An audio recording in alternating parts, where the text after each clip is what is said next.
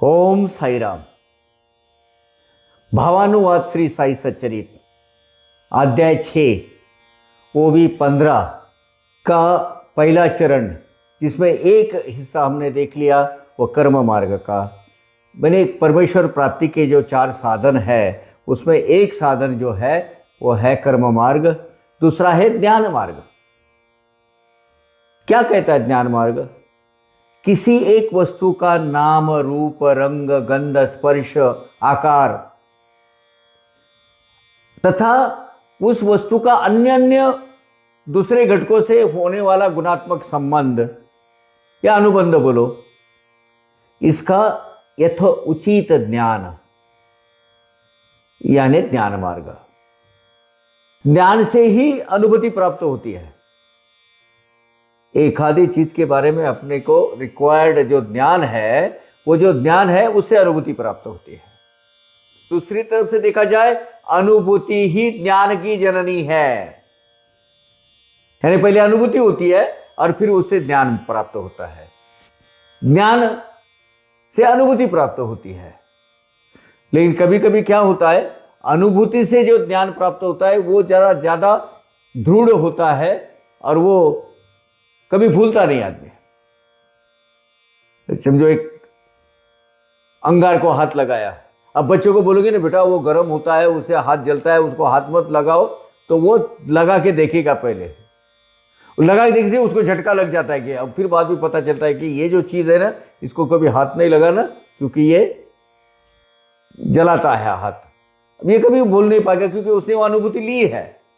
अनुभूति ही ज्ञान की जननी है और ज्ञान से ही अनुभूति प्राप्त होती है।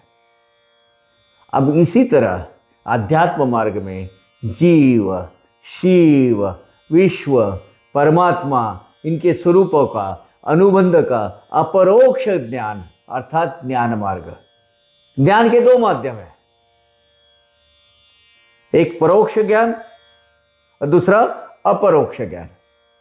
परोक्ष ज्ञान यानी पूर्वजों के अनुभूतियों को आधार पर के उनको आए हुए अनुभव, उनके आधार पर जो संकलन किया गया है वो ग्रंथों के रूप में, किताबों के रूप में, शास्त्रों के रूप में, पुराणों के रूप में या श्रवण के माध्यम से या लोक कथाएं, एक लोकधारा, ये जो है ये इनके श्रवण से, इनके मनन से प्राप्त होने वाला जो ज्ञान होता है उसको परोक्ष ज्ञान बोलते हैं। ब्रह्म के स्वरूप को जानना, उनके अस्तित्व का अनुभव करना, ये निश्चित दृढ़ ज्ञान है।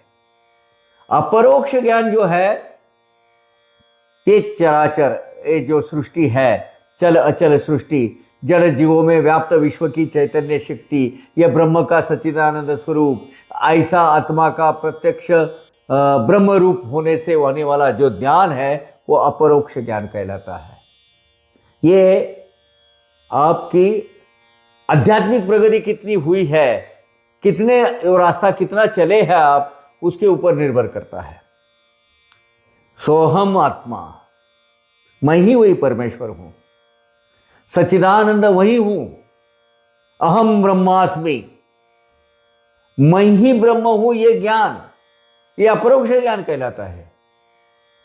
हर एक वेद है उसका एक सिग्नेचर लाइन है, अहम ब्रह्मास्मि, परमानंदम आनंदम, ऐसे अलग अलग है।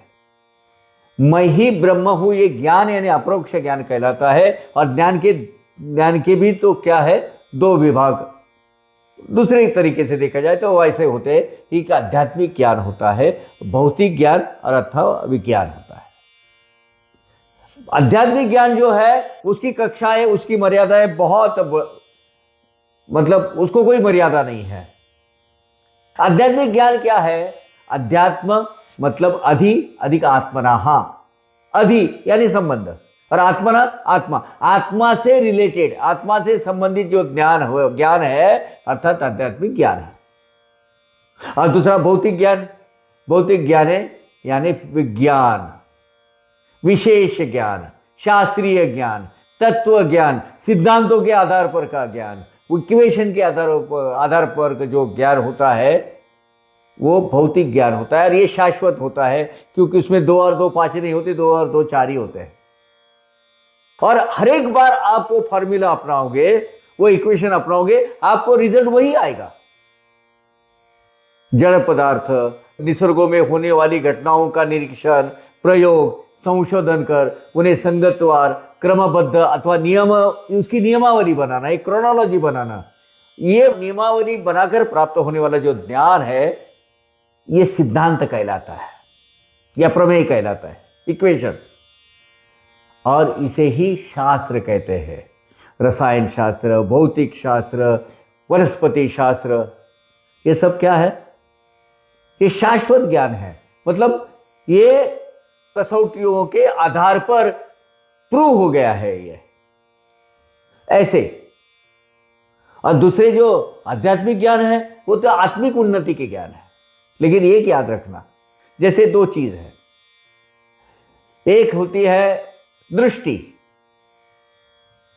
अब दृष्टि की मर्यादा कहां तक है?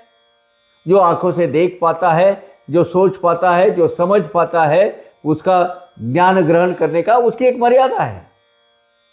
2 किलोमीटर, 4 किलोमीटर, 5 किलोमीटर जहां तक आपकी दृष्टि जाती है, या आपके अनुभव में जो आता है, जहां दृष्टि की मर्यादा खत्म होती है वहां प्रज्ञा चक्षु बोलते हैं। जो प्रज्ञा चक्षु दृष्टि की मर्यादा के परे वो चालू हो जाते हैं, उसमें ये दृष्टि की जरूरत नहीं है, अपने आप यहां ज्ञान प्राप्त हो जाता है। किसका? प्रज्ञा चक्षु के माध्यम द्वारा। अभी ये जो महाभारत का युद्ध हो रहा था, वो जो संजय है उसको एक दिव्य दृष्टि प्राप्त की हुई थी, तो प्रज्ञा चक्षु थे। उनके माध्यम से वो धृतराष्ट्र जी को वहां कुरुक्षेत्र में क्या हो रहा है उससे अवगत कराते थे। कैसे पता चलता था? प्रज्ञा चक्षु के माध्यम से। आज अगर हमें प्रज्ञा चक्षु बोला जाए तो किसको बोलना चाहिए? टीवी। ये हमारी आंख है, ये संजय है हमारा संजय है, क्योंकि दुनिया भर में कहां कहां क्या क्या हो रहा है अपने घर बैठे अपने स्क्रीन पर लाके रख देता है। तो ये संजय है हमारा आज का। तीसरा, कर्म, ज्ञान, योग, भक्ति। अब योग मार्ग, इस शब्द का निर्माण जो हुआ है ना, यूज धातु से हुआ है। यूज जो धातु यानी यूज यानी जोड़ना, जिसके द्वारा मानव विश्व की चैतन्य शक्ति से जुड़ता है, उस जोड़ने वाले मार्गों को योग कहलाते हैं। मानव मतलब मानव विश्व की चैतन्य शक्ति से जो जुड़ जाता है, उस जोड़ने वाला जो मार्ग है वो योग मार्ग है। जीव का शिव से जुड़ा हुआ संबंध, संयोग अर्थात योग, कर्म बंधनों से मुक्ति प्राप्त करने वाला जो मेन साधन, मुक्ति का प्राप्त करने वाला जो मेन साधन है, ये इससे जुड़ता है। ये आध्यात्मिक प्रगति करनी होती है। योग मार्ग ये खुद अपना चलना पड़ता है, खुद ही, वो कोई क्लासेस नहीं है। क्लासेस में योग मार्ग में अलग अलग आपको बताएंगे, लेकिन आखिरी में आपको ही ढूंढना होता है ये मार्ग। ज्ञान अथवा कौशल्य प्राप्त करने हेतु योग साधना में बहुत सारे योग, अलग अलग टाइप के योग है। ध्यान योग, राजयोग, अष्टांग योग, सिद्ध योग, हठ योग, बहुत सारे योग है। परमेश्वर प्राप्ति की अलग अलग शाखाएं उसमें है। क्रिया योग ये भी होता है, लेकिन है योग यानी सर्वश्रेष्ठ और परमेश्वरी जो चैतन्य शक्ति है उसे जुड़ जाना, अपना कनेक्शन जोड़ देना, या उनके नेटवर्क में, नेटवर्क का क्या बोलते हैं, सीक्रेट जो कोड होता है, पासवर्ड, वो प्राप्त कर लेना, यानी योग मार्ग। ये अपने आप को करना पड़ता है, अपने आप की उन्नति के करके होना पड़ता है, इसको करना पड़ता है। चौथा आखिरी में भक्ति मार्ग। कर्म मार्ग हुआ, ज्ञान मार्ग हुआ, योग मार्ग हुआ, अभी भक्ति मार्ग। भक्ति मार्ग परमेश्वर के प्राप्ति का ये अत्यंत सुगम और सुलभ मार्ग समझा जाता है। ये समझने में भी अति सरल है। उस कारण बहुतांश जो मुमुक्षु जीव, मुमुक्षु यानी परमेश्वर के बारे में ज्यादा से ज्यादा जानकारी प्राप्त करने वाले जो जीवात्मा है उसको मुमुक्षु जीव बोलते हैं, इस मार्ग का ही अवलंबन करते हैं, भक्ति मार्ग। ये भक्ति मार्ग कैसा है? भज यानी सेवा। भज सेवा इस धातु से बना हुआ ये भक्ति शब्द है। भक्ति अर्थात भगवान की सेवा। भगवान का अस्तित्व सभी स्थानों पर होने के कारण भूत मात्र की सेवा यही भगवान की ही सेवा होती है। इसका प्रॉपर ज्ञान होना यानी भक्ति मार्ग पर चलना। भक्ति की अनेक सीढ़ियां हैं, उसमें से भक्ति के दो अंग बोलेंगे हम। ये है, एक है सकाम भक्ति और दूसरी निष्काम भक्ति। परमात्मा तथा जीवात्मा, इन दोनों में जो निष्काम निरपेक्ष प्रेम संबंध निर्माण होना अर्थात भक्ति, इस मार्ग से ईश्वर की प्राप्ति होती है। क्योंकि वो निष्काम भक्ति होते हैं, परमेश्वर से कोई अपेक्षा नहीं रखते हम, वो जो देगा उसमें हम सुखी रहेंगे, समाधानी रहेंगे। इस भावना से की हुई भक्ति है ना, वो ज्यादा फलदायी होती है, फलद्रूप होती है। बहुत से लोग परमेश्वर की भक्ति लौकिक ऐश्वर्य प्राप्त करने हेतु करते हैं। बाबा मुझे अच्छी नौकरी दो, अच्छी छोकरी दो, अच्छा बच्चा दो, अच्छा सैलरी वाला जॉब दे दो, अच्छा इनकम दे दो। ये जो है ना, ये लौकिक ऐश्वर्य प्राप्त करने हेतु की हुई भक्ति। या तो परमेश्वर ने आपको जो जरूरत से ज्यादा, आपकी क्षमता से जो ज्यादा दिया है, वो उसका शुक्रिया अदा करने का, उसका ग्रेटिट्यूड करने के लिए जो भगवान का जो आभार मानना है, वो भक्ति, ये सकाम भक्ति होगी।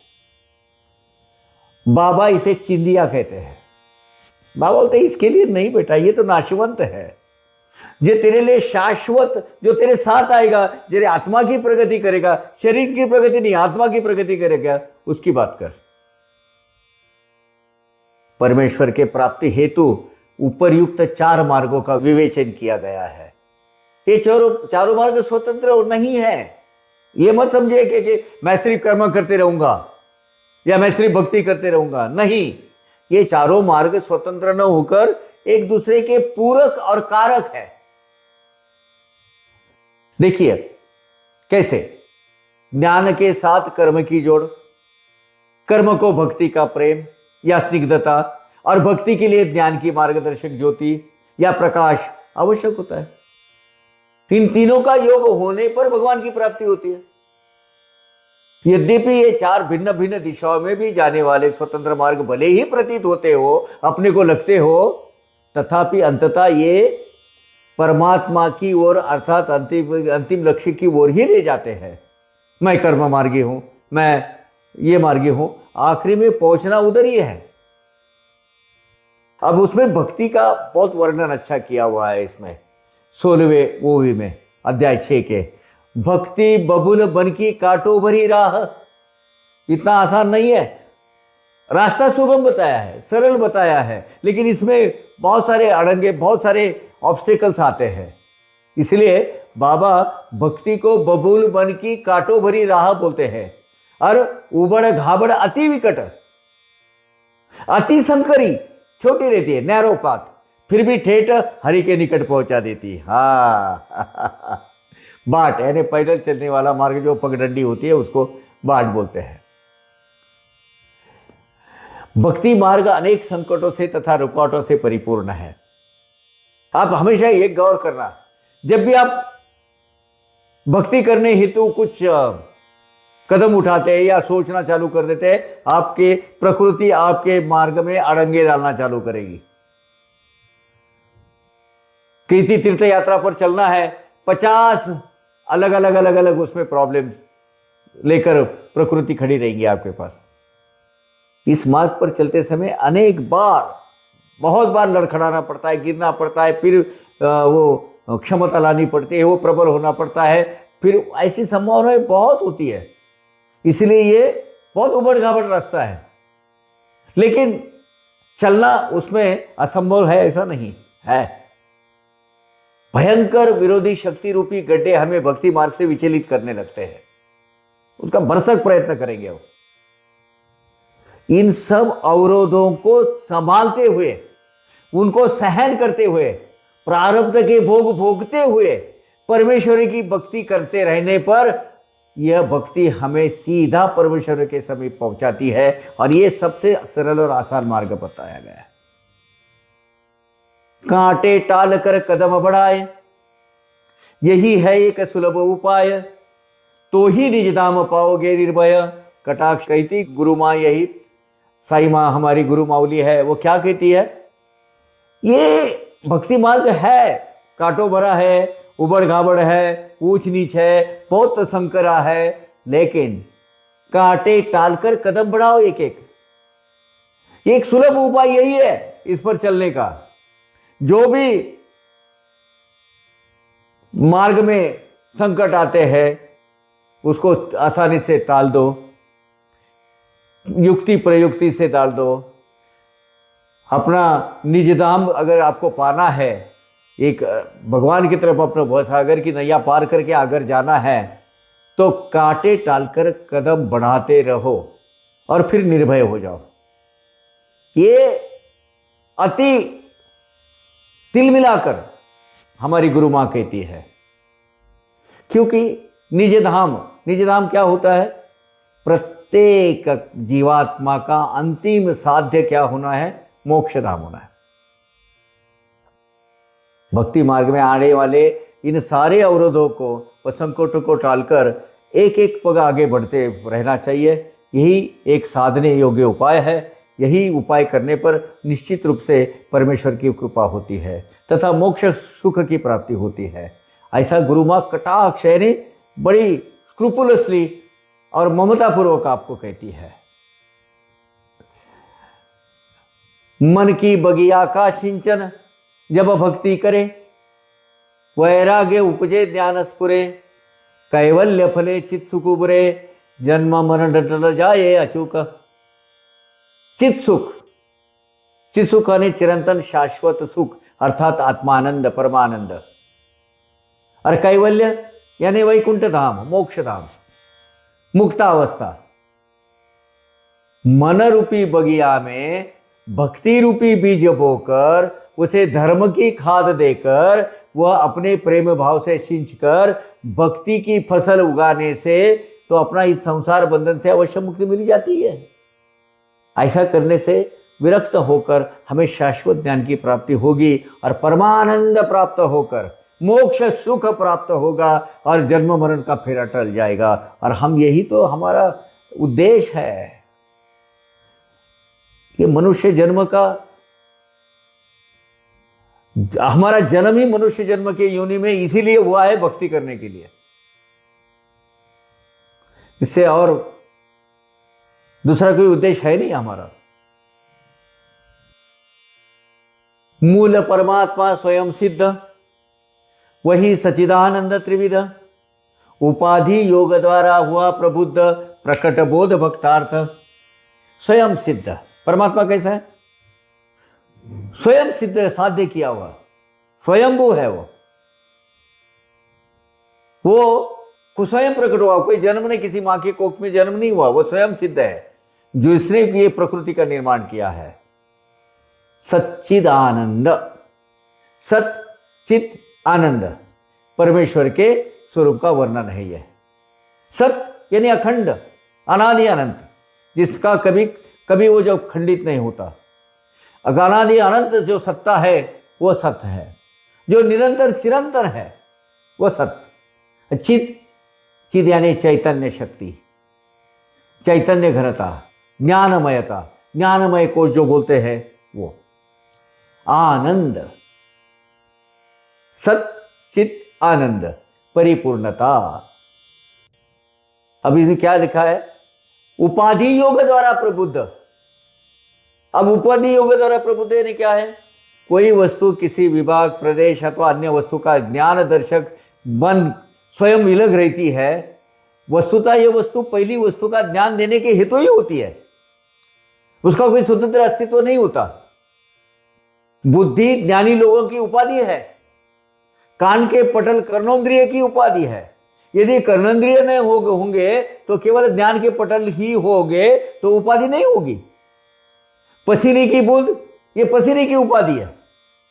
उसी प्रकार सच्चित आनंद इस उपाधि द्वारा परमेश्वर स्पष्ट होता है। उसका अस्तित्व अर्थात सच्चित आनंद, ये जो सर्वश्रेष्ठ ऐश्वर्य गुण बोलते हैं, विमल गुण बोलते हैं, और भक्तों हेतु वे इन गुणों द्वारा उपाधि द्वारा प्रकट होते हैं। परमात्मा स्वयं सिद्ध है और वो स्वयं सिद्ध होने के कारण निरंतर ज्ञान चैतन्य व आनंद से परिपूर्ण रहता है। स्वाभाविक गुणों के द्वारा आत्मा अपने वास्तविक स्वरूप को छुपाकर जागृत हो जाती है और भक्तों को उपदेश देने हेतु प्रकट हो जाती है। आज हम यहाँ 19वीं जो ओवी है वहाँ खत्म करते हैं। अगले एपिसोड में हम फिर हाजिर होंगे अध्याय 6 की ओवी 20 के साथ। यहाँ से हम शुरू करेंगे। तब तक के लिए आज्ञा दीजिए। ओम साई राम।